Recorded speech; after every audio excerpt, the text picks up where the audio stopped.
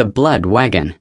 In the late 1980s and early 1990s, when the ration coupon system was finally being dismantled to make way for the fresh winds of economic reform, the long-haul trucking business rose like a gold mine laid bare. People whispered that all you needed was a truck, any truck, even a patched-together junker or a decommissioned military vehicle, as long as the engine still fired and the wheels still turned. Then after just a few trips smuggling illegal timber down from the Central Highlands or hauling agricultural produce up north, you could change your life forever. Build a 2-story house. By solid gold bars. Marcus was a seasoned driver who had been pounding the highway since the old days of running on charcoal instead of gasoline. Now pushing 40, the age the ancients said a man should no longer be confused by the world, Marcus was still spinning in the endless cycle of rice and money. His skin was dark and gleaming like black ink, his square-jawed face carved with deep wrinkles born of wind and road dust, and his eyes were perpetually bloodshot from sleep deprivation and cheap cigarettes. Marcus's greatest asset at the time was a beat-up East German IFA W50 truck. It was a vehicle he had gone into debt to buy, borrowing from relatives and pulling together every ounce of gold his wife Lily had saved since she was a girl. But you get what you pay for. That ancient heap was as temperamental as a spinster past her prime, breaking down 3 times every 5 days, seriously ill once every 10. It went through fuel injection pumps like candy, overheated radiators like clockwork. On one trip hauling bananas from Long Con back to Saigon, the truck died on the roadside at noon. The sun blazed. The bananas ripened and rotted in the cargo bed. Marcus could only sit on the shoulder, puffing on a hand-rolled cigarette, his guts burning like fire. Debts piled up. Interest compounding on interest. The loan sharks, tough characters from the Eastern bus station, started banging on doors, making threats. The crushing weight on the family's breadwinner turned Marcus increasingly sullen and withdrawn. One afternoon during a pouring rainstorm, Marcus pulled the wheezing truck into the parking area behind his house, threw a grease-covered wrench onto the concrete floor, and cursed aloud, "Damn this piece of junk to hell. I should just burn it and be done with the debt." Lily, his wife, was in the kitchen cooking. Hearing her husband come home, she rushed out, her hands still dusted with ash. She was a gentle, long-suffering woman who spent her days caring for husband and children, going to the pagoda to pray for peace, knowing nothing about machines or vehicles. "You're home already. Why so early today? Is the truck acting up again?" Lily asked timidly, her voice laced with worry. Marcus slumped into an old wooden chair, poured a glass of thick dark tea, gulped it down in one swig, and let out a heavy breath. Driveshaft snapped on the road. Lucky I limped it to the August garage.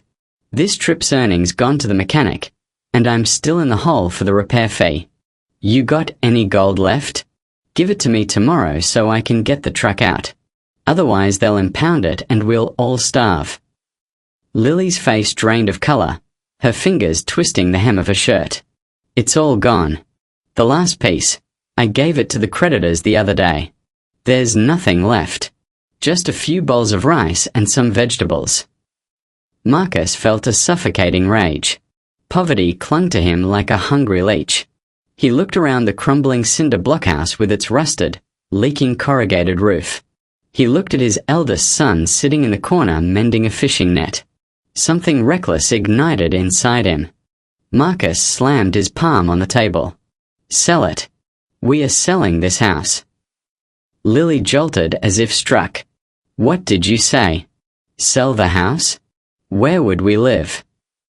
"We'll figure that out later. Rent a room. Pitch a tent by the parking lot.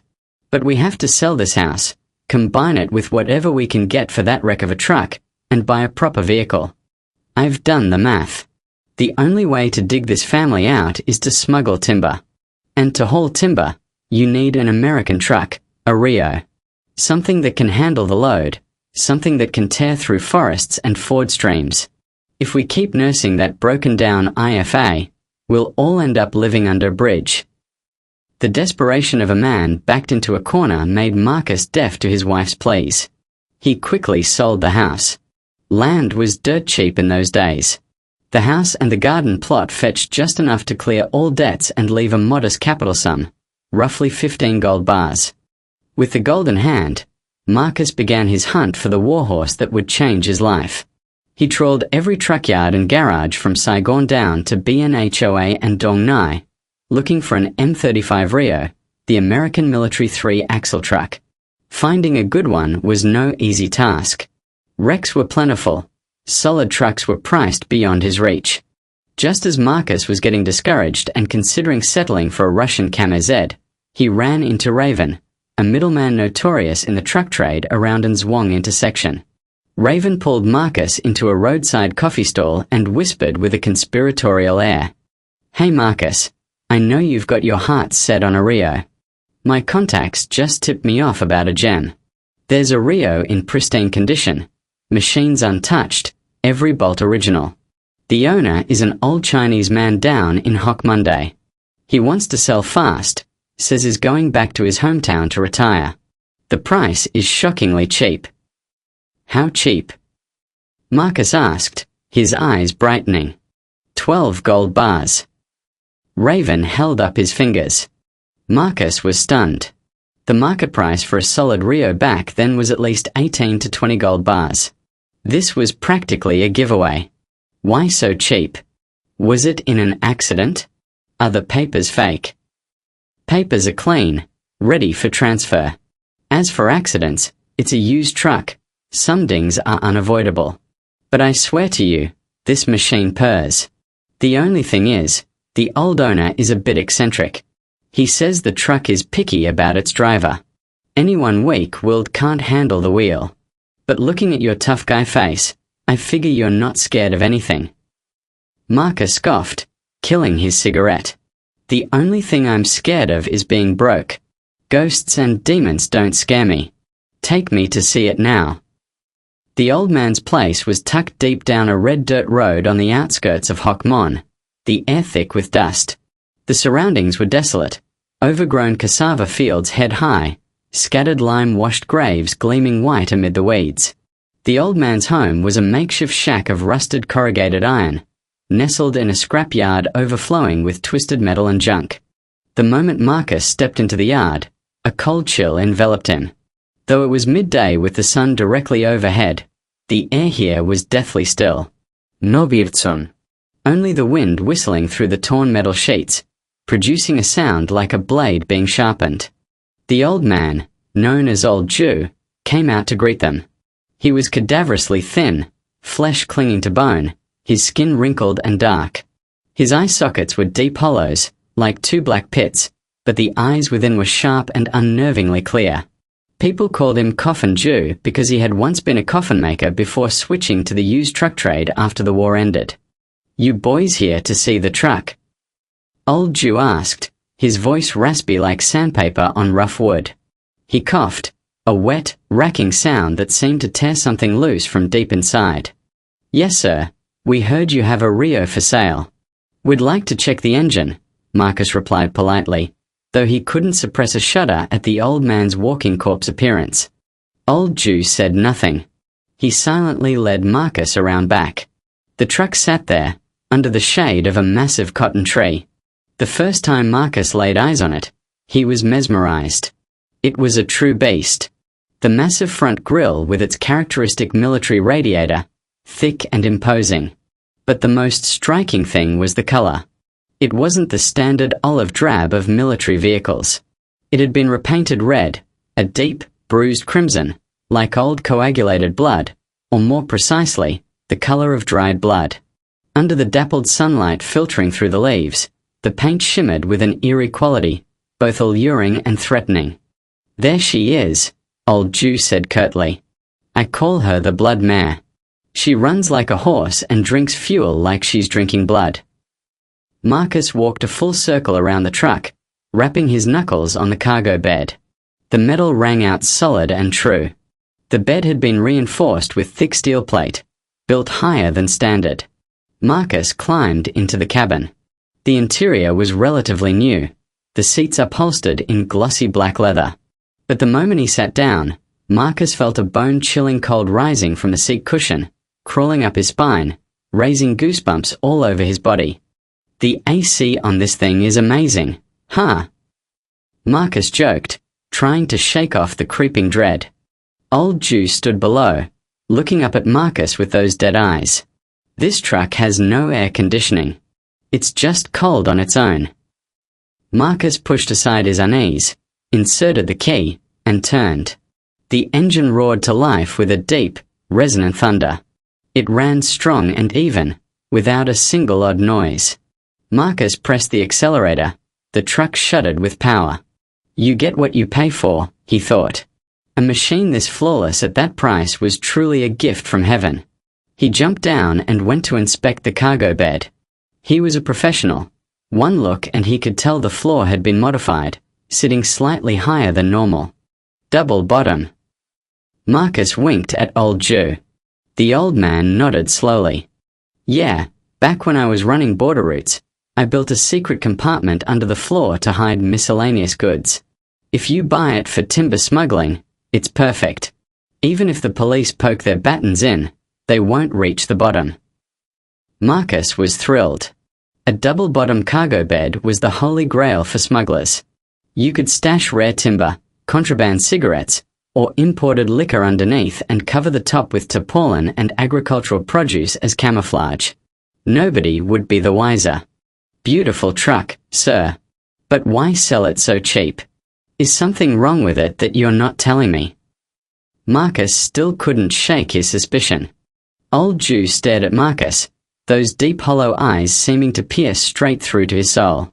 The old man was silent for a long while, then sighed, a sound like an echo rising from the underworld. "I'm old. I'll be going into the ground soon. None of my kids followed the trade. It'd be a waste to just let it sit. But this truck, it has a spirit. It won't stay still. It demands to go, demands to run, demands to feed. I can't afford to keep it anymore. Looking at your tough build and heavy aura, maybe you can subdue it." Old Jew coughed again, long and wet, then continued. "I'm selling it cheap as a mercy. But remember my words, when you drive this thing, keep a cool head. Don't get greedy. And above all, never be curious about what doesn't belong to you." Marcus's mind was buzzing. He couldn't make sense of the old man's rambling. All he could see were numbers, gold bars, sure thing timber runs. He did the mental math. Just 3 or 4 successful runs and he'd recoup his capital and then some. Done. 12 gold bars, cash on the spot, right here. Marcus slapped his palm against the truck's icy flank. The transaction happened quickly on the cracked stone table in front of Old Jew's shack. Marcus counted out 12 gleaming SJC gold bars and set them on the table. Old Jew took the gold, his hands trembling, but didn't bother counting. He just swept them into a black burlap sack. He handed over the paperwork and the key. His last look at the truck carried a trace of regret, but more than that, relief, as if he had just shed a 1,000-pound burden. "She's yours now. Take care of her," Old Jew murmured, then turned and walked straight into the house, slamming the door shut. Marcus shrugged and climbed into the cabin. He called to Danny, his assistant, who was standing nearby staring slack-jawed at the truck. "Get in. From today on, our luck changes." Danny climbed into the passenger seat and shut the door, then shuddered. "Marcus, why is this truck so cold? It's the middle of the day and I've got goosebumps all over." "Cold, my foot. A quality truck has good insulation. Sit still and let me test her out." Marcus put it in gear and released the clutch. The blood mare lurched forward and roared out of the scrapyard. The driving sensation was magnificent, the steering light and responsive, the accelerator snappy. But there was one strange thing Marcus noticed the moment the truck hit the paved road: the weight. The truck was empty, the cargo bed nothing but air, yet it felt as heavy and solid as if it were fully loaded. The engine rumbled with a deep, muffled throb, like the labored breathing of a beast straining under an invisible boulder. "She rides heavy," Marcus muttered. "Must be the thick steel reinforcement on the bed." As dusk fell, a fiery red sunset blanketed the outskirts road. The dark crimson truck glided through the dying light, blending with the blood-red horizon, creating a ghastly image. The truck's shadow stretched long and black across the road, abnormally large, dwarfing every other vehicle nearby. Back at the parking lot, a bare patch of dirt Marcus had rented near his rented home. Marcus killed the engine and jumped down. He walked a circle around his new prize. Under the yellow streetlight, the truck sat motionless. Its two round headlamps bulged out like the eyes of a toad, glaring at him. Lily came out carrying their youngest child. Seeing the massive, lurid red truck parked at the door, she felt not joy but an inexplicable dread. "What kind of truck is that? That red color, it looks like blood," she blurted out. "Blood? What blood?" "Red means luck. Red fortune," Marcus laughed, patting her shoulder. "Starting tomorrow, Danny and I are doing our maiden run up to Daklak. You stay home, cook, and wait for me to bring back money for you to count." That night, Marcus was too excited to sleep. He lay in bed listening to the crickets outside, occasionally hearing the sound of metal expanding and contracting, tick, tick, coming from the truck parked in the yard. Near dawn, in a half-dream state, Marcus heard the engine start. It was very faint, very smooth, but steady. Marcus jolted awake, grabbed a flashlight, and rushed to the window. The yard was empty. The truck sat dead and dark. Dew coated the hood with a murky film. "Must be hallucinating from stress," Marcus told himself, turned off the flashlight, and went back to bed. But he didn't notice that beneath the truck, where the undercarriage met the ground, a small pool of dark, viscous liquid had seeped out from somewhere in the black abyss beneath, giving off a rank, fishy stench that made the neighborhood's black dog stand at a distance, baying incessantly, refusing to come anywhere near. The gamble of Marcus's life had begun, and the price for it would be measured in more than just gold. From the day he brought the blood mare home, Marcus's life seemed to flip to a dazzling new chapter, so dazzling that even he could hardly believe it. That red luck came fast and fierce, like a flash flood, sweeping away all mundane worries about food and clothing, but at the same time washing away the basic caution and humanity of a seasoned driver. The maiden run was a sweet but risky proposition. 15 cubic meters of fragrant rosewood from Buondon, Daklak, to a large furniture factory in Honai, BNHOA, that specialized in making replica antiques. Rosewood in those days was as precious as gold. Smugglers called it black firewood. One successful run could feed you for a year, but getting caught meant losing the truck, losing the cargo, and a guaranteed prison sentence. Marcus was initially nervous. The night before departure, he and Danny labored until dawn in a secret shed deep in a rubber plantation, loading the timber. The dark, glossy, heavy planks were carefully stuffed into the secret compartment beneath the cargo bed, the hidden treasure old Jew had left behind. On top, they laid bags of raw coffee beans and dried cassava chips, covered everything with tarpaulin, and lashed it down with rope, the classic disguise of a southbound agricultural truck. "Marcus, we've packed it tight, but I'm still terrified," Danny said, wiping sweat from his greasy, soot-streaked face. "This truck feels wrong. Everything about it is wrong. If something goes wrong on the road, or if they do a thorough inspection at a checkpoint, we are dead. I hear Checkpoint 14 has been cracking down hard lately. The sniffer dogs can smell timber from a mile away." Marcus took a long drag on his rolled cigarette. The crackling sound of the burning tobacco echoed in the midnight stillness of the forest. He exhaled a cloud of smoke into the freezing cabin. "Stop worrying so much. I've already offered a whole roast pig, boiled chicken, and betel nuts to the truck guardian spirit. Besides, look at this truck, she's solid. I have a feeling about this run. You just worry about yourself. Get some sleep. When we get there tomorrow, I'll give you a bonus enough for a massage." And indeed, Marcus's intuition proved correct, but in a bizarre way that defied all logic. The truck rolled out of Buondon at midnight. Fog began to settle thickly, blanketing the ancient jungle. The Central Highlands road stretched endlessly, pitch black, flanked by sheer cliff faces on one side and bottomless ravines on the other. The Rio's engine roared, tearing through the silent night. The headlights blazed, illuminating 100 meters ahead, revealing every pothole and hairpin turn. Two beams of yellow light cut through the darkness like swords. Marcus gripped the wheel. The driving sensation was intoxicating. Fully loaded, the truck crawled up the steepest gradients, but the engine never faltered. The temperature gauge sat peacefully in the safe zone. The engine note was deep and even, the breathing of a powerful beast gliding over rough terrain. At the first checkpoint near Gia and Gear Junction, Marcus's heart hammered. This was the kill zone for timber smugglers. From a distance, he could see the flashing flashlight beams of police and forestry officers lined up across the road, waving all trucks to the shoulder for inspection. "We are dead, Marcus. They're waving us down. There's so many of them." Danny whimpered, his face drained of blood, knuckles white on the door handle. Marcus gritted his teeth, sweat slicking his palms on the wheel. He eased off the throttle, slipped his hand into his shirt pocket to feel the thick envelope of bribe money he'd prepared. He pulled to the shoulder as instructed, rolled down the window, and forced a placating smile, ready with his rehearsed line. "Officers, I'm carrying cassava chips to Dong Nai. All paperwork in order." But something strange happened. As the massive Rio rumbled to a stop, the traffic officer holding the signal baton suddenly froze. His flashlight beam swept across the cabin and then stopped, fixed on the empty space behind the driver's seat.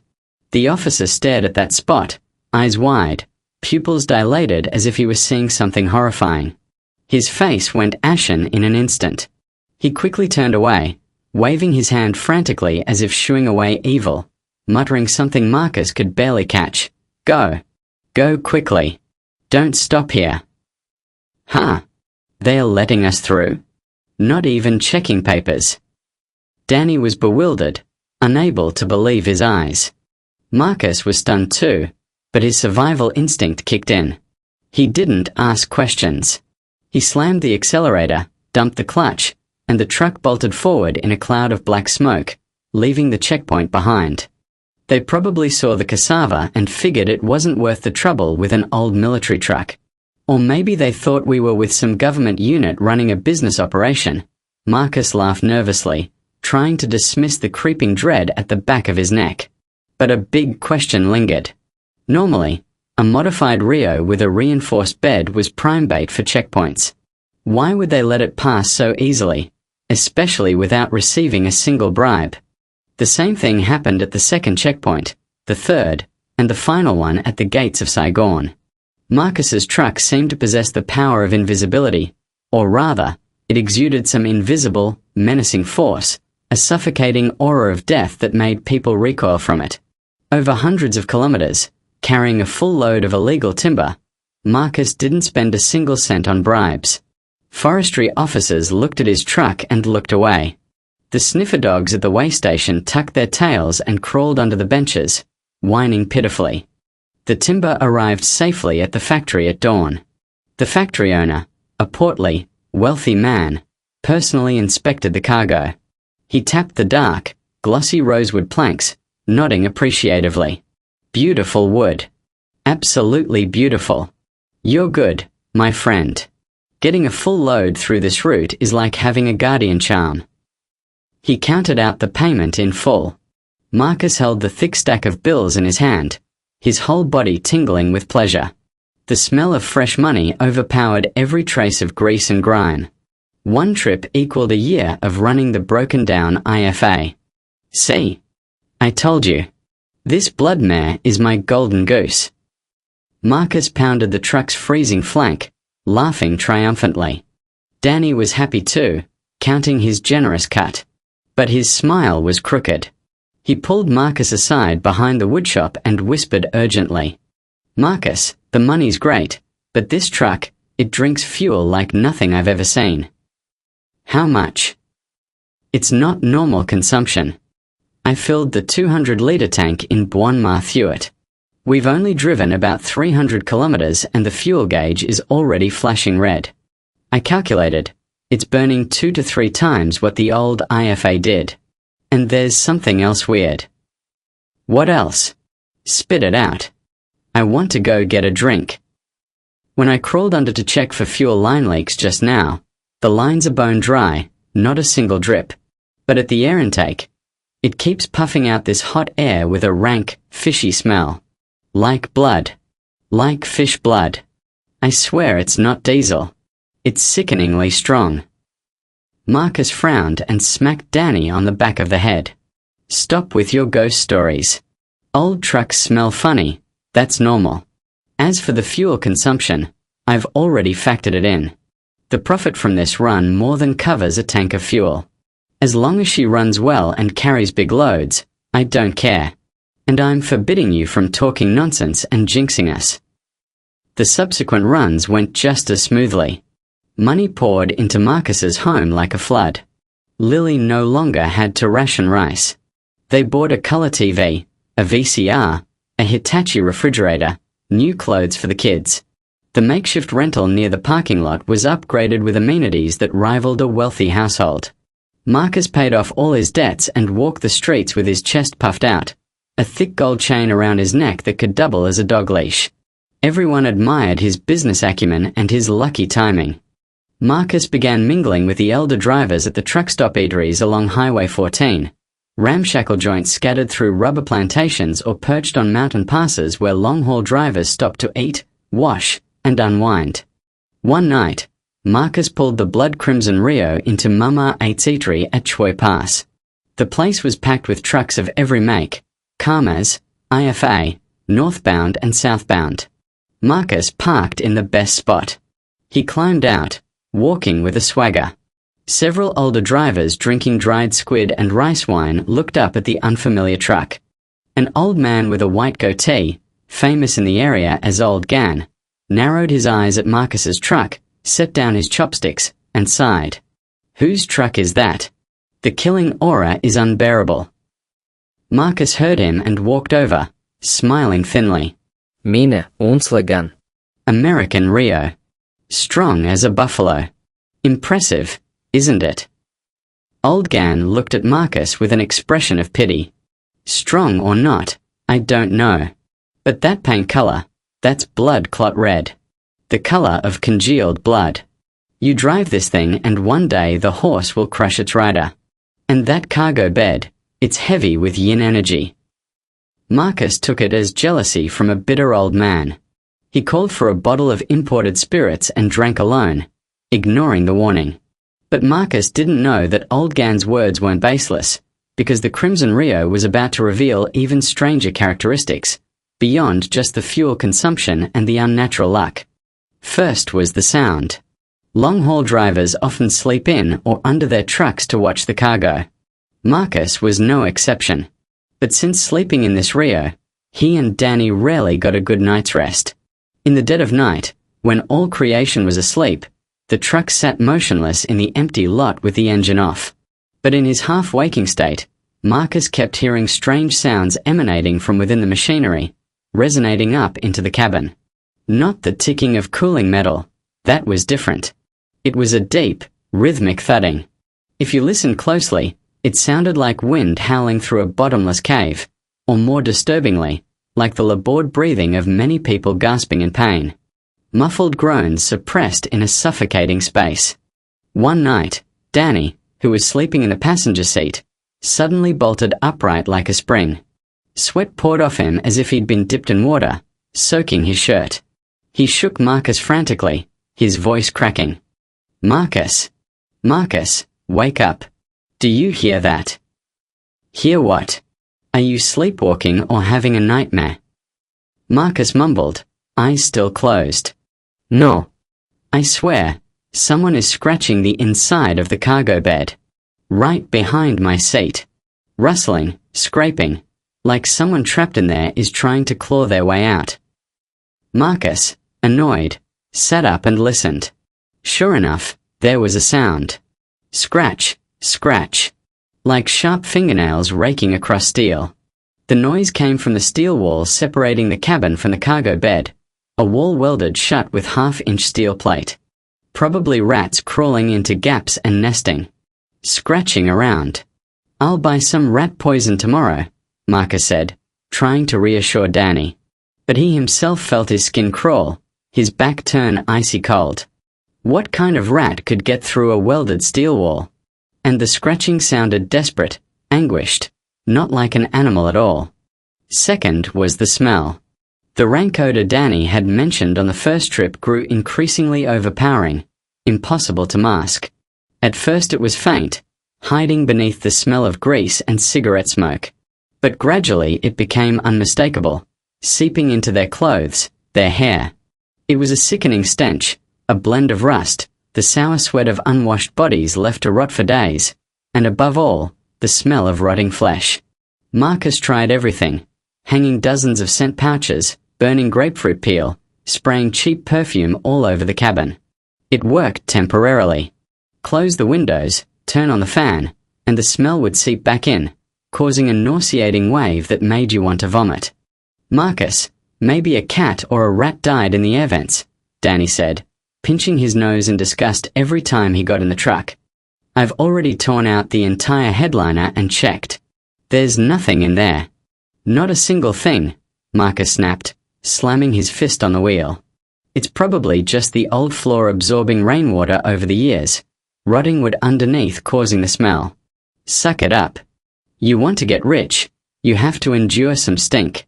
You want to smell nice, go home and lie in the air conditioning with your wife. But the most terrifying thing, the thing that made Marcus finally sense the presence of an invisible force, was neither the sound nor the smell. It was the deadly luck itself. The truck was like a monster protecting its master, but in the most savage way possible, eliminating every threat around it. Marcus noticed a pattern. Whenever his truck had a minor issue or narrowly avoided an accident, another vehicle nearby would invariably take the hit instead. The climax came one stormy night on Bowosea Pass. Bowosea Pass was infamous as a killer highway. Hairpin turns stacked on top of each other, sheer rock walls on one side, bottomless ravines on the other. That night, Marcus was descending the pass with a full, overloaded cargo. Rain fell in sheets. The wipers fought a losing battle. Visibility was down to a few meters in a whiteout of rain. Marcus was tense, eyes locked on the road, foot riding the brake. The truck was heavy, its momentum carrying it forward relentlessly. Suddenly, a deafening air horn blared from behind. A 50-seat passenger bus, an old red model running the Dallas-Saigon route, was bearing down at terrifying speed, headlights flashing frantically, demanding to pass. It looked like the bus had lost its brakes or the driver was high on something. Son of a bitch. In this rain, driving like a madman. You want to die. Marcus cursed, preparing to steer right to let it pass. He was afraid if it rear-ended him, they'd both go over the edge. But bizarrely, the Rio steering wheel suddenly locked solid, as if someone had welded it in place. Marcus ground his teeth, using every ounce of strength to turn the wheel, but the truck held its line in the center of the road, blocking the bus like a stone wall. He felt as if dozens of icy hands were gripping the wheel along with him, overriding his will. The bus behind lost patience. Its driver swerved left, trying to squeeze through the narrow gap between Marcus's truck and the cliff wall in a desperate overtaking maneuver. As the two vehicles ran side by side for a split second, Marcus looked through the rain-streaked window at the bus driver's face. It was a face of sheer terror, contorted with fear, eyes staring wide at Marcus's cabin. The man's mouth was open, screaming something, but the sound was swallowed by the rain. Behind the driver, Marcus caught a glimpse of the passengers, drowsy, shifting forms. Then, crash. A tremendous explosion like a bomb. The bus's front tire hit a sharp rock at the roadside and blew out. The bus lost control, sliding wildly on the slick surface before slamming headfirst into the solid rock wall. The sound of metal crushing, glass shattering, screams of agony, echoed through a whole section of forest. The bus crumpled like an accordion. Smoke billowed into the rain. Marcus jammed the brake. The Rio, which had been so stubborn moments ago, now obeyed instantly, coming to a smooth, gentle stop as if nothing had happened. My God. An accident. Marcus, we have to help them. Danny screamed, face ashen, hands trembling as he reached for the door handle. Marcus sat frozen in the driver's seat, his heart hammering so hard he thought it would burst from his chest. He looked in the rearview mirror at the horrific scene behind, blood mixing with rainwater, streaming red across the road. Faint cries for help drifted back. "Save me. Please, save me." By every law of the road and every shred of human conscience, Marcus should have gotten out to help. But in that moment of horror, Marcus felt a cold current run up his spine, originating from behind the cargo bed, transmitting up through the seat. The truck shuddered slightly. The engine note changed. It was no longer a deep rumble but something like a laugh, a sickening, ecstatic thrill that crept into Marcus's mind, overwhelming both his fear and his compassion for fellow human beings. He felt as if the truck were whispering in his ear, "Good. Another batch. They die so you can live." He felt joy. A grotesque joy at his own survival. Joy that the truck had protected him, obliterated every obstacle on its path. To hell with the rest. "Let it go," Marcus said, his voice cold, flat, so devoid of emotion that Danny turned to stare at him as if at a stranger. "What did you say? People are dying back there. Have you lost your mind?" "Their bus lost its brakes and hit the cliff. What does that have to do with us? If we go down there, the police show up, they search the truck, find the illegal timber, and we all go to prison. You want to go to jail or go home to your mother? Get back in the truck. Now." Marcus barked the order, his eyes streaked with red veins. He wrenched the door from Dana's grip and slammed it shut. He slammed it into gear and floored the accelerator. The Rio let out a mighty roar.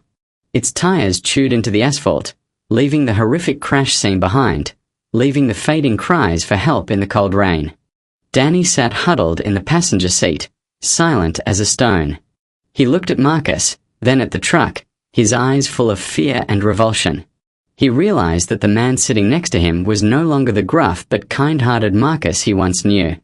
Something had taken possession of him. And this truck, it was not mindless steel. It was a monster being fed by luck, a luck purchased with the lives of others. That night, the truck made it back to the parking lot safely. Marcus had hit the jackpot again. But he didn't know that the price of his callousness was already manifesting on his own body.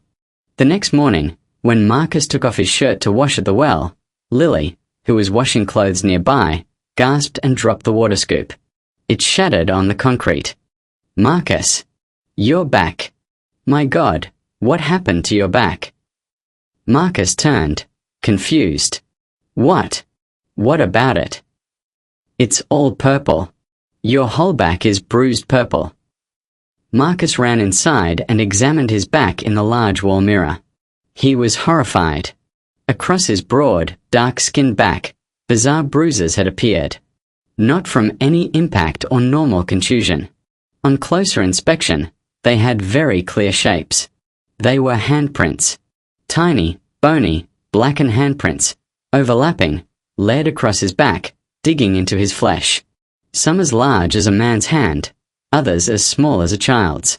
They had appeared overnight. During the entire journey from Bowello Sea, he had been carrying a crowd of invisible people on his back, and they had clung to him desperately to avoid falling into hell. Probably just bumped against the truck bed while loading timber.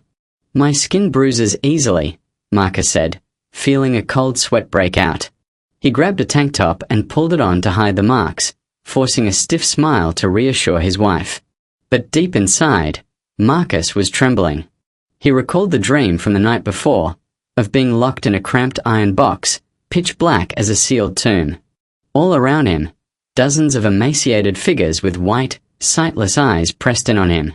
Their fingernails clawed at his skin. Their mouths groaned, exhaling freezing air. "So hot. I can't breathe. Let me out. Why didn't you save me?" The signs of karmic retribution had begun to appear, clear and cruel, right on his flesh. But the allure of money, of those thick stacks of bills, still blinded Marcus, making him willfully ignore them and plunge into more fateful runs. Money has a terrifying magnetism. It can turn a coward into a daredevil, an honest man into a deceiver, and vague fears into an appetite that feeds in bottomless greed. Marcus was caught in that very vortex. 3 months passed since the blood mare first hit the road. In those 3 months, Marcus's family soared like a kite in a gale. But in exchange, his health plummeted like a truck with no brakes off a cliff. From a robust, copper-skinned man, Marcus now looked like a dried mummy. His skin had turned ashen grey, like the colour of ash. His eye sockets were sunken, ringed with dark circles like a long-time opium addict.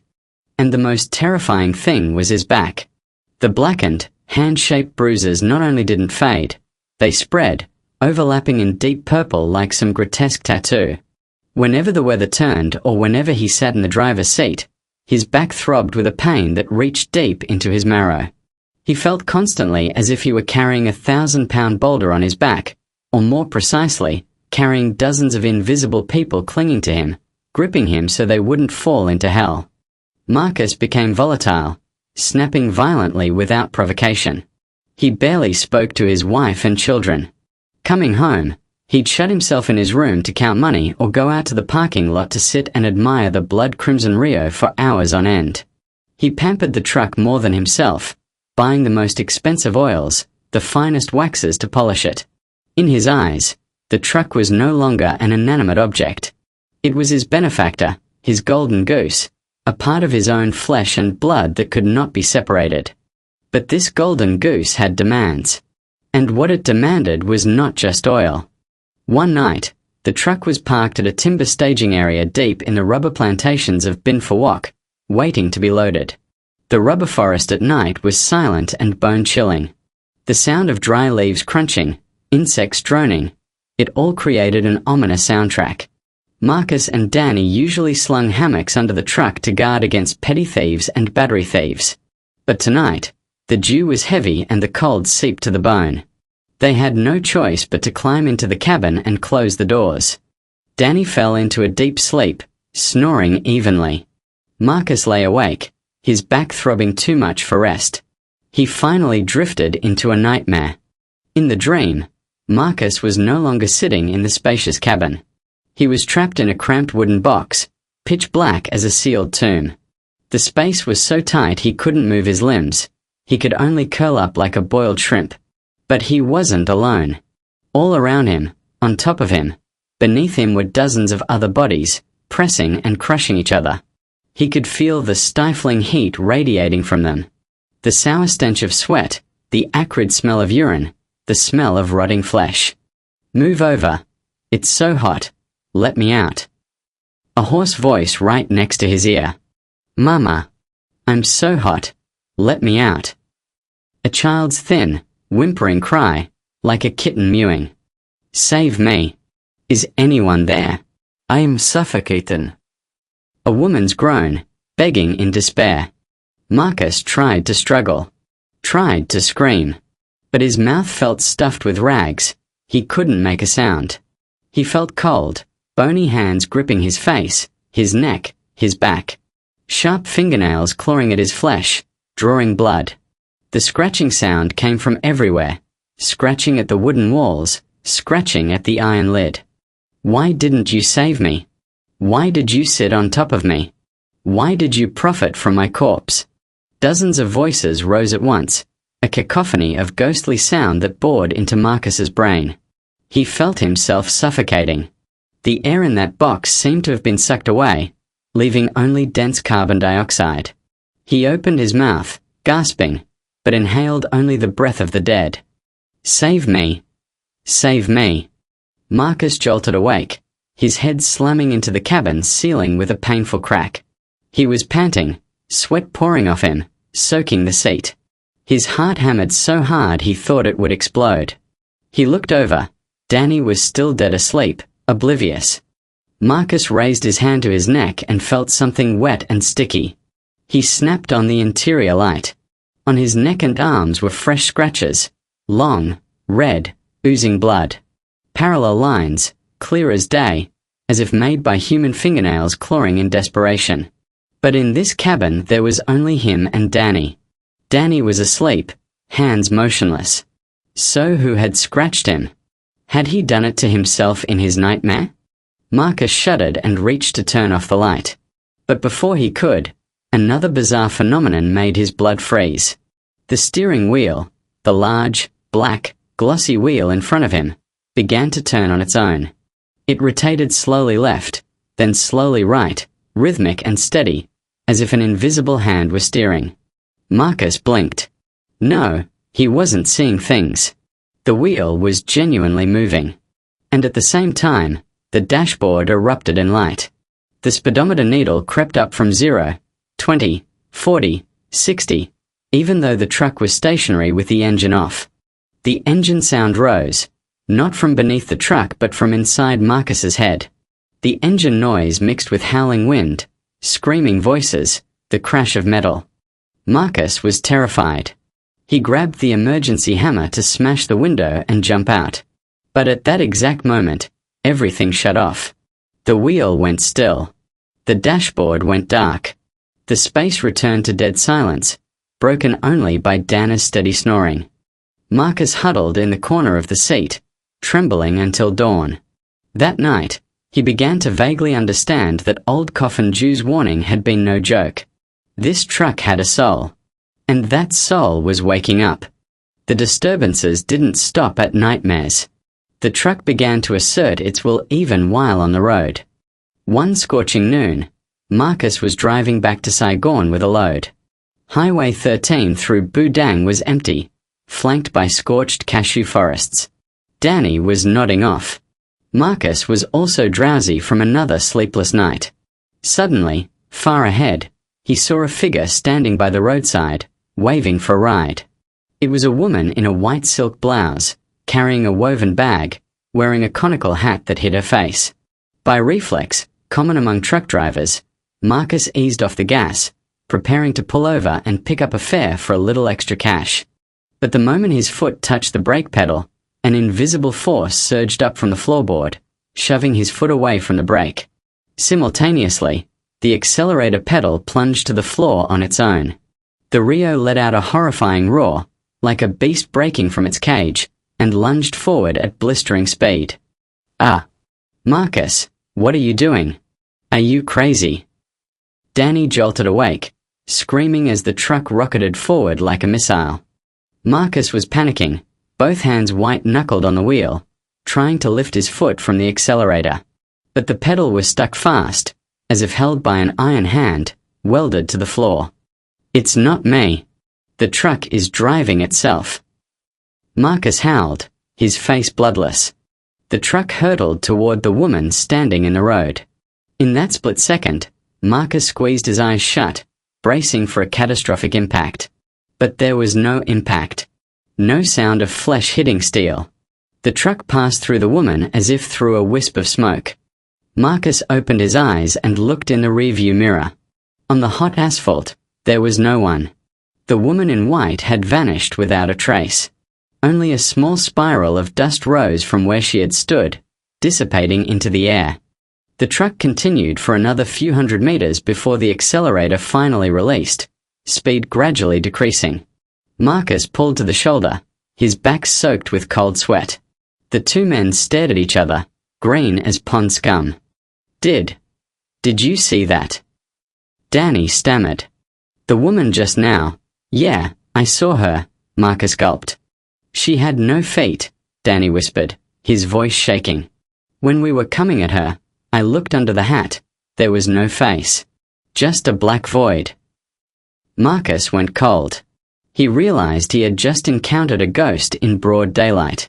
But what was far more terrifying was the truck's behavior. It had actively accelerated. Had it tried to kill the ghost? Or had it been trying to escape?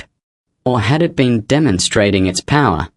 From now on, we never pick up hitchhikers, Marcus ordered, his voice hoarse. This truck is cursed. Back home, Marcus took to his bed for 3 days.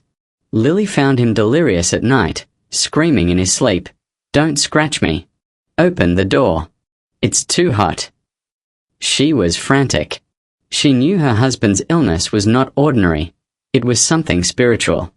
While Marcus lay semi-conscious, Lily secretly took one of his shirts to Master 7 at the Lady of the Realm Temple for a reading. Master 7 was renowned for his spiritual power, specializing in exorcism and ghost catching. The moment he saw Marcus's shirt, Master 7's face contorted. He pinched his nose and threw the shirt to the ground as if it were a filthy rag. "Why are you bringing this filthy thing to a holy place?" the master barked. "Master, please, I beg you, save my husband. Our family has been doing well financially, but is wasting away. Every night he raves in his sleep." Lily sobbed, kowtowing repeatedly. Master 7 looked at Lily with pitying eyes and shook his head vehemently. "Of course he's doing well. That's to be expected. He's riding a tiger. But this tiger doesn't eat flesh, it feeds on life force." The master lit an incense stick, chanted in low murmurs for a while, then turned to Lily. "Your husband is keeping a mobile grave at your home. Whatever money comes in the front door, disaster is waiting at the back door. I can see around this shirt, not one ghost, but dozens. Dozens of vengeful spirits with rage reaching to the heavens. They are starving, tearing at each other to gnaw on your husband's living body. My God, what do we do?" Lily trembled. "Sell the truck," Master 7 pronounced, his voice cutting. "Tell your husband to sell it immediately, or burn it. He must not keep it. If he clings to material wealth, his life won't last past the next full moon. He will be taken to take the place of those imprisoned in that vehicle." Lily returned home, her heart burning. She waited for Marcus to wake, brought him a bowl of scallion porridge, and through tears relayed the master's words. Marcus, who was eating, exploded at the mention of selling the truck. He hurled the bowl to the floor, shattering it. "Sell it. Sell what? That quack can go to hell." Marcus roared, his eyes bloodshot. "What ghosts? It's all scams. Fake masters scaring people to extort money for rituals. That truck is my livelihood, my golden goose. If I sell it, what's this family going to eat? Dirt." "But Marcus, the master said there are ghosts, many ghosts," Lily wept. "What ghosts? What ghosts?" Marcus stood up abruptly, pointing out the window to the yard where the crimson Rio sat massive and still. "I've been driving it for months. I've brought home more money than you can count. Have you seen a single ghost? Or are you just hoping I'll sell the truck so you can take the money and run?" His blind ferocity terrified Lily. She didn't dare say another word, only covered her face and cried. She realized her husband had changed completely. The truck hadn't just drained his vitality, it had consumed his humanity, turning him into a slave of money and greed. Marcus stormed outside and climbed into the cabin. He lit a cigarette and stroked the icy steering wheel, whispering as if to a lover, "Don't listen to her. I'm not selling you. We still have fortunes to make. Next run, I'll add an extension to the cargo bed, carry a few more cubic meters. Just bear with it a little longer. I'll buy you the finest fuel." The truck seemed to understand human speech. Its headlights flashed once, off, then blindingly bright, shining directly into Marcus's face, momentarily blinding him. The engine fan whirred to life with a soft hum, even though the key was still in Marcus's pocket. Marcus laughed, a dry, manic laugh that echoed through the empty night. He didn't know it was the laugh of a condemned man. The spirits inside the truck had lost their patience. They had fattened him with wealth. Now it was time to butcher him. Master 7's warning had fallen on deaf ears, and Marcus's horrific fate had been sealed. It only needed one final spark to ignite. That spark would come from a fatal curiosity about the secret hidden deep beneath that cold, double-bottomed cargo bed. It was a scorching afternoon in late March. Marcus was driving the empty Rio from Saigon back toward Dak Lak to prepare for a new load. The truck was unloaded, the cargo bed as light as air. With the M35's power, it should have glided effortlessly down the flat asphalt of Highway 13. But just past the So-So junction, a tremendous bang erupted from beneath the rear of the truck, the dry, ear-splitting crack of metal snapping in two. The truck, cruising at speed, lurched violently to one side, listing as if about to roll. Marcus wrenched the wheel and slammed the brakes, swerving to the shoulder. Danny, white-faced, clutched the dashboard. I thought we were done for. We were going to meet our maker. The two men jumped down to inspect. Good God, the main leaf spring is snapped. Danny wailed from under the truck. Marcus crawled under to look. It was true. The left rear leaf spring assembly, the main support strut, had broken clean in two. The smaller subsidiary springs beneath were bent and deformed, as if they'd been subjected to an impossible, crushing weight. Marcus muttered, kicking the tire. Empty truck. Nothing in the bed. How does a leaf spring snap? Rio leaf springs are American steel. They can handle 15 tons of timber without flinching. How do they break on an empty run? Danny looked at Marcus, eyes wide with fear. Marcus, maybe the cargo bed is too heavy. I've been telling you, I always feel like we are carrying a full load. Could there be someone sitting inside? Shut your mouth. It's midday, broad daylight. Stop with the ghost stories. Marcus snapped, but cold sweat was beading on his forehead. He looked at the massive, blood-crimson cargo bed, motionless in the sun. It did look heavy. Looking at the collapsed spring, he felt as if some invisible mass was crushing down on the axle. There was no choice. Marcus had to limp the truck to the nearest garage for repairs. Fortunately, not far away was Uncle Eight's auto shop, a master mechanic famous for his skill with American and military vehicles. Uncle Eight's garage was nestled in a shady cashew grove, thick with the smell of oil and rust. The old man was past 60, white-haired and weathered, his hands perpetually stained with grease, but his eyes were sharp as an eagle's. Seeing the crimson Rio limp in, Uncle Eight set down his tea and narrowed his eyes. He walked a full circle around the truck, rapped on the cargo bed, leaned his ear to the engine for a moment. New purchase? Uncle Eight asked, his voice low. Yes, sir. Bought it a few months ago. Was running great. Then the leaf spring just snapped on an empty run. Could you take a look? Uncle Eight said nothing. Just shook his head slowly. He ordered his assistant to jack up the truck and remove the wheel to replace the spring. But when Uncle Eight crawled underneath to inspect the weld points on the spring mount, something horrifying happened. Uncle Eight fired up his cutting torch to sever a rusted bolt stuck on the spring bracket. The blue flame hissed out, heating the bolt and a section of the undercarriage to red hot.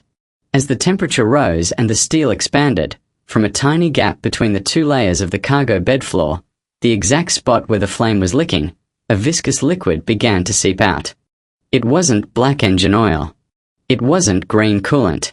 It was a thick, brownish-red fluid, the consistency of diluted tar. When the drops of that liquid fell onto the blazing torch flame, they didn't ignite immediately. Instead, they fizzed and bubbled, releasing a dense white smoke. And then a stench, so horrific it defied description, erupted, filling the cramped garage. It was the smell of burning flesh. The smell of burning hair. The smell of rotting corpses being heated. Dear God! Uncle Eight screamed, dropping the torch. It clanged on the concrete. He scrambled out from under the truck on all fours, fast as a lizard fleeing fire. His face was ashen, drained of every drop of blood. He ran to the edge of the yard and vomited violently into the base of a cashew tree. Marcus and Danny, who had been drinking tea, rushed over. Uncle Eight, are you hurt? Did you get burned? Uncle Eight waved him off, gasping, pointing a trembling finger at the underside of the truck, his eyes bulging with horror. What? What are you carrying in there? What kind of thing is inside that cargo bed? Nothing. The truck is empty. Marcus was bewildered. Empty, my foot. Uncle Eight roared, his voice cracking with terror. I've been welding my whole life. I know the smell of burning oil, the smell of burning rubber. But that smell is burning human flesh. That's the smell of bodily fluids and decomposed remains leaking from corpses. Marcus went numb. He stared under the truck. From the spot where Uncle 8 had been welding, the brownish-red liquid was still dripping, smoking faintly. That acrid stench clawed at his nostrils, making him gag. It was true. The smell of rotting flesh being roasted. There was no mistaking it. Uncle, you're talking nonsense. It's probably a dead rat trapped in there. Marcus grasped at straws, but his voice was trembling. Uncle 8 wiped his mouth, stood up straight, and looked at Marcus with grave, pitying eyes. What rat leaks that much fluid? Let me tell you something. The floor of your cargo bed is welded shut. 2 layers of thick steel plate with a sealed cavity between them. You tell me it's empty, but I jacked it up. I know how heavy it is. In that sealed space, there is definitely something. Uncle 8 pulled Marcus aside to a private corner and lowered his voice. Marcus, I'm doing you a favor because we know each other. This truck is drowning in dark energy. I crawled under it and every hair on my body stood on end. That liquid, I don't know if it's blood or body fat, but it's toxic. Sell it immediately or hire a spiritual master to deal with it. Don't let greed bring disaster upon yourself. With that, Uncle 8 flatly refused to continue the repair. He had his assistant reassemble the wheel, charged a nominal fee, and all but chased them away. Marcus drove the Rio out of the garage as if fleeing a plague. His heart felt leaden. Uncle 8's words echoed in his ears, burning human flesh, bodily fluids leaking from corpses. Marcus didn't dare drive fast anymore. He crawled the truck to a quiet dirt clearing beside a rubber plantation to collect himself. Danny sat beside him in stunned silence, green as a banana leaf. Marcus, Uncle 8 was right. I'm certain of it now, Danny whispered. Old Coffin Jew, he used to make coffins. He knew dark secrets. Who knows what he hid in there? Shut up, Marcus snapped, but a terrifying hypothesis was already forming in his mind. Old Jew had said the truck had a double bottom for smuggling. But Marcus had checked the hidden compartment, the access hatch. Below, it was only a small space, barely big enough for a few 100 pounds of timber. So what about the rest of that vast floor space? It was welded completely shut. Why seal off such a large cavity? Marcus decided he had to find out. He thought of one person, Old 7, a retired truck driver who now ran a truck stop eatery at Dojie Junction. Old 7 had driven the same routes as Old Coffin Jew back in the ration card days. Marcus left Danny to watch the truck, caught a motorbike taxi, and found Old 7's restaurant.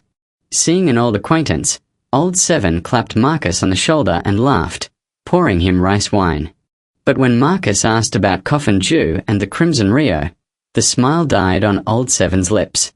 He set his cup down with a sharp click and looked at Marcus steadily. You bought the blood mare from Coffin Jew? Yes. 3 months ago. Runs beautifully, Uncle. Just a bit strange. Old 7 picked up his cup, drained it in one gulp to steady himself, then spoke softly. Beautiful, you say? You've got guts, Marcus.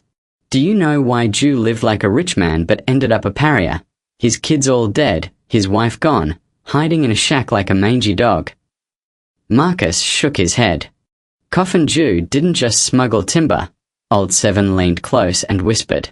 Back in the chaotic years, people were desperate to escape the country. Jew took money to transport people. He charged astronomical prices, 10 gold bars per person to get them safely past checkpoints to the departure ports. So, everyone did that back then. What's strange about it? Marcus asked. The problem is this.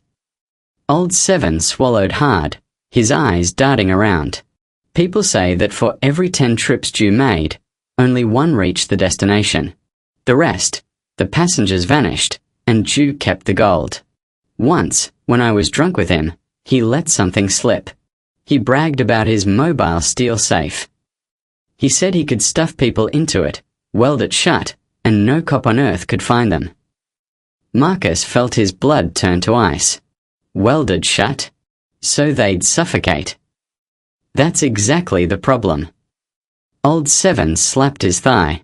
He claimed there were ventilation tubes, but I doubted it. There were times people saw his truck at the car wash and the water running out was blood red. He said it was from smuggled pigs that died in transit, but who believed that? And then he got sick. Wasted away. Word was he heard ghosts every night, coming to collect debts, coming for his life. Old Seven looked Marcus dead in the eye, his voice grave. Let me tell you, that truck you're driving isn't a cargo vehicle. It's a mass coffin. Jew sold it to you to pass his karmic burden on to you, so he could die in peace. Marcus left Old Seven's restaurant as darkness fell. The old man's words were like sledgehammer blows to his skull. A mass coffin. People sealed inside. Welded shut. He returned to where the truck was parked. Under the yellow streetlight, the Rio sat massive and silent as a slumbering beast. Its blood crimson paint, under the lamp, looked more than ever like dried blood, splattered and foul. Marcus stood staring at the cargo bed. It was long, towering. He imagined the space beneath that cold steel floor, an empty cavity. In that eternal darkness, what was hiding? Just reinforcing steel bars? Or dried human bones? Trapped souls unable to cross over? Greed and fear tore at Marcus's soul. If Old Seven's account was true, then Coffin Jew was a mass murderer. So where was the gold Jew had stolen from his victims? Jew had lived in squalor. He couldn't have spent it all. A mad thought flashed in Marcus's mind. What if the gold was still in there? The people who fled the country typically carried their entire life savings. If they died inside the truck, their gold and jewels would still be there with them. Maybe Jew hadn't dared retrieve it, or hadn't had time. Marcus's eyes gleamed with a greed that momentarily eclipsed his fear of the rotting flesh stench. He climbed into the cabin and started the engine. The engine roared with its deep, rhythmic throb, like mocking laughter. Let's go. Home. Now, Marcus barked at Danny. Tonight, I'm getting to the bottom of this. I'm going to find out what's inside the belly of this monster. The truck tore through the night toward the empty lot behind Marcus's rented home. The wind howled through the window gaps, sounding like wailing voices. Return our gold. Return our lives. But Marcus didn't hear, or chose not to hear. In his mind, there were only gleaming gold bars waiting for him beneath that cold steel floor. He had no idea he was opening the gates of hell with his own hands, and the price for this curiosity and greed would be his very soul and body. Tonight would be the longest night of Marcus's life. Night fell, thick and impenetrable as a sealed jar, blanketing the empty lot behind Marcus's home. Wind from the open fields blew in gusts through the tall grass, creating rustling sounds like the rhythmic tread of many feet. Marcus backed the Rio into the most concealed corner, beyond the reach of the streetlights. He killed the engine and jumped down, a flashlight in one hand and a cutting torch set he'd borrowed from a welder friend in the other. Marcus, are you really going through with this? Danny stood shivering beside him, his voice shaking like a leaf. Maybe we should forget it. I'm scared. Uncle Eight said there's death energy in there. If we mess with it, we are bringing a curse on ourselves. Marcus turned and glared at him. If you're scared, go home. I'll do it alone. I can't let this thing haunt me forever. I have to know what's inside. Jew hid gold in there. I'm certain of it. Greed had blinded Marcus. He no longer thought about ghosts or karma. In his mind, there was only the glinting gold that those fleeing refugees would have carried on their persons. If they died in there, the gold had to remain. Marcus sent Danny away and crawled under the truck alone. He fired up the cutting torch. The blue flame hissed and licked at the thick steel plate beneath the cargo bed. The acrid smell of burning paint filled the air. Marcus selected a spot dead center, where he'd heard the hollow echo most clearly when tapping. He began to cut. Sparks showered down like fireworks, hitting the damp earth and dying out. The steel glowed red-hot and began to soften. As he cut deeper, the horrific stench from that afternoon returned, 100 times more concentrated. Marcus had to tie a rag over his nose and mouth to bear it. The smell of rotting flesh, of burning bone marrow, of accumulated death sealed in an airtight space for years, now released in a toxic cloud that engulfed him.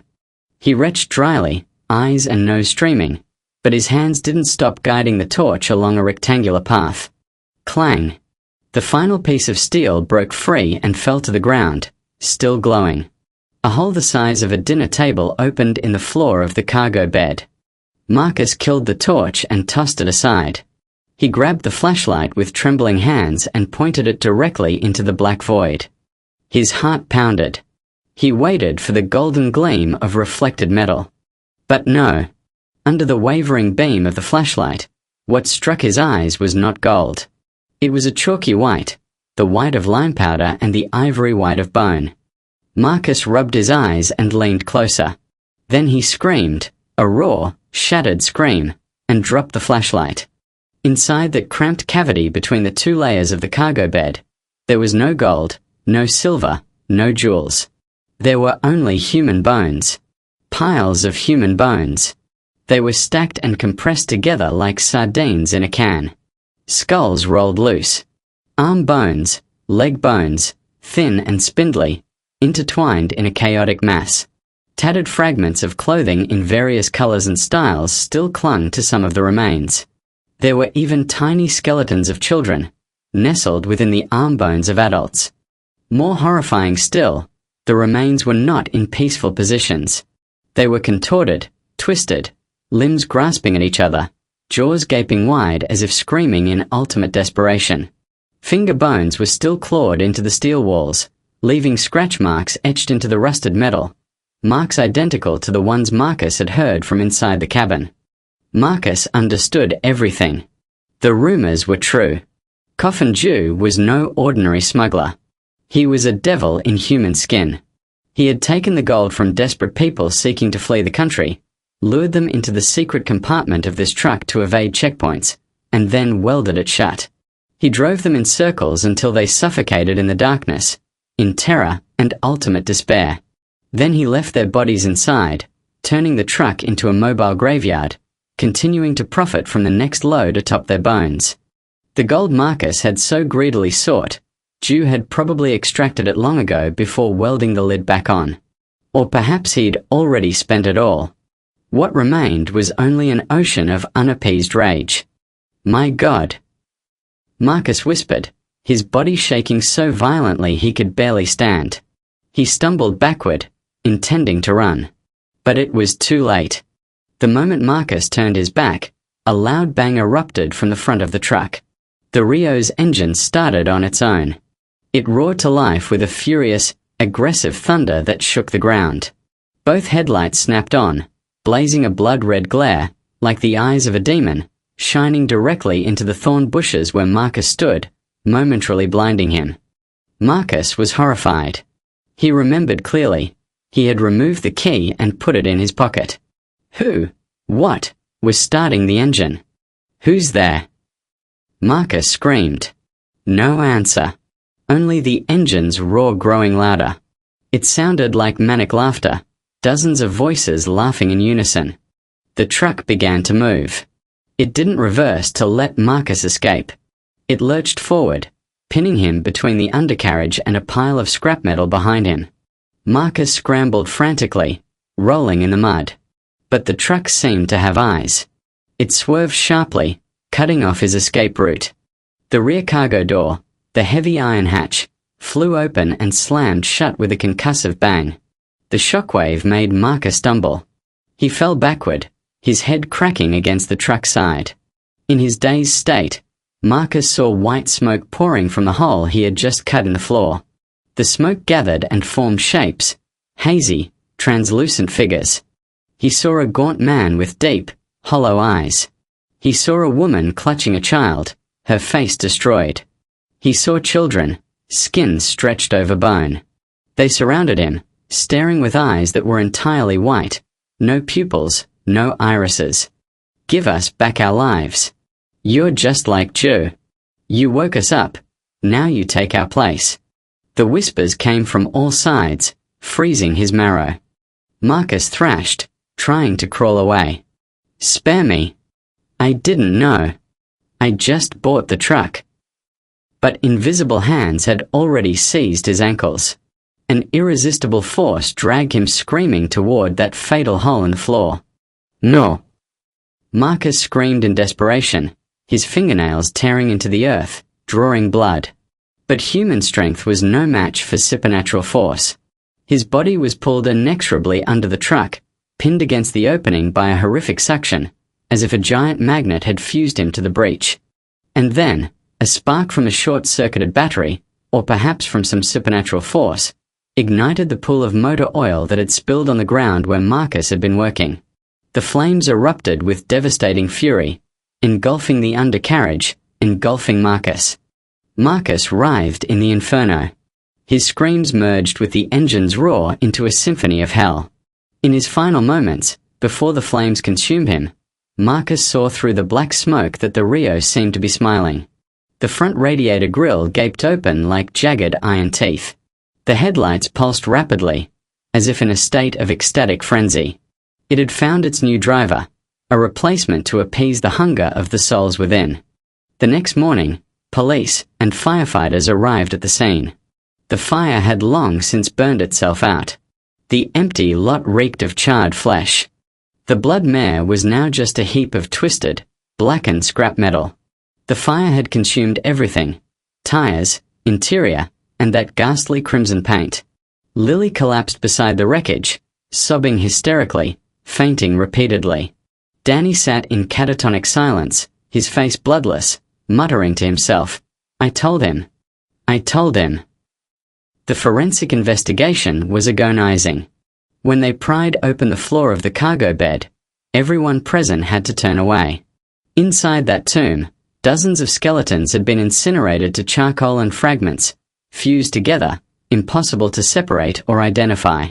And at the mouth of the cut opening, the hole Marcus had made, they found a newer skeleton, still with scraps of the tank top Marcus always wore. The skeleton was in a grotesque position, both hands gripping the edge of the hole as if trying to climb out, while the lower half was wedged inside, merged with the older remains as if the bones below had dragged him in, fusing into a single mass.